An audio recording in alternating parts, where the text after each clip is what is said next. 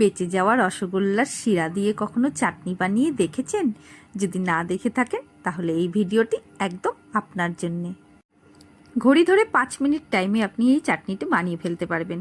প্রথমেই কড়াতে অল্প সাদা তেল, একটু সর্ষে আর একটা শুকনো লঙ্কা ফোড়নে দিয়ে দিলাম। ফোড়নটা ভাজা হতে হতে অন্যদিকে আমি কাঁচা আম কেটে সেটার মধ্যে একটু লবণ হলুদ দিয়ে ভালো করে জল দিয়ে সেদ্ধ করে নিয়েছি। আপনার হাতে যদি 5 মিনিট সময় থাকে তবে আপনি এই চাটনিটা বাড়িতেই বানিয়ে ফেলতে পারবেন। দেখুন সম্বারটা আমার ভাজা হয়ে গেছে। এইবারে আমি সেদ্ধ করে রাখা আমটা সম্পূর্ণ জল সহ ওর মধ্যে দিয়ে দেব। জলটা আবার ফেলে দেবেন না, কিন্তু জলটা ফেলে দিলে আমের সেই টক ভাবটাই চলে যাবে। তবে হ্যাঁ, যদি আমটা খুব টক হয় তবে আপনি কিছুটা জল ফেলে দেবেন, কিছুটা জল রেখে দেবেন, তাহলেই দেখবেন ব্যালেন্স হয়ে যাচ্ছে। এরপর সেই সেদ্ধ করা আমটা কড়াতে কিছুক্ষণ নেড়ে চেড়ে নিয়ে তারপর আপনি রসগোল্লার সেই বেঁচে থাকা রসটুকু এর মধ্যে ঢেলে দেবেন। তবে এই ক্ষেত্রে একটা কাজ করতে হবে, রসটাকে আপনি একটু ভালো করে ছেঁকে নেবেন। আমি দেখুন প্রথমে একটু লবণ দিয়ে দিলাম। লবণটা ব্যালেন্স করার জন্য দিতে হবে, না হলে টেস্টটা ভালো আসে না। তবে এক্ষেত্রে আপনারা চিনি বা গুড় দিয়েও চাটনিটা বানাতে পারেন। যেহেতু আমার কাছে অনেকগুলো শিরা বেঁচে ছিল, সেই কারণে আমি শিরা দিয়েই করলাম।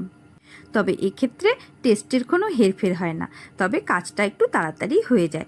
5 মিনিটের মধ্যে আপনি এই জলটক বা চাটনিটা, আমের চাটনি সুন্দর বানিয়ে নিতে পারবেন। এইবারে আমি হাই ফ্লেমে সেই রসগোল্লার রস বা শিরার সঙ্গে আমটাকে সুন্দর করে ফুটিয়ে নেব।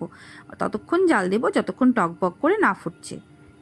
চাটনিটা ফুটে উঠলে আমি এর মধ্যে একটু জিরের গুঁড়ো আর একটুখানি গোলমরিচের গুঁড়ো দিয়ে দেব। একটু জিরের গুঁড়ো দিয়ে দেখবেন টেস্টটা একদম অন্যরকম লাগে। আর আপনারা চাইলে এর মধ্যে শুকনো লঙ্কার গুঁড়োও দিতে পারেন, সেটা আপনাদের নিজেদের টেস্টের উপর নির্ভর করে। তবে শুকনো লঙ্কার গুঁড়ো দিলেও কিন্তু টেস্ট খুব সুন্দর আসে। বাস হয়ে গেল, আর কিচ্ছু করতে হবে না। এইবারে টকবক করে ফুটিয়ে আপনি নামিয়ে নিন আপনার জলটক বা বেঁচে যাওয়া রসগোল্লার রস দিয়ে আমের সুন্দর একটা চাটনি।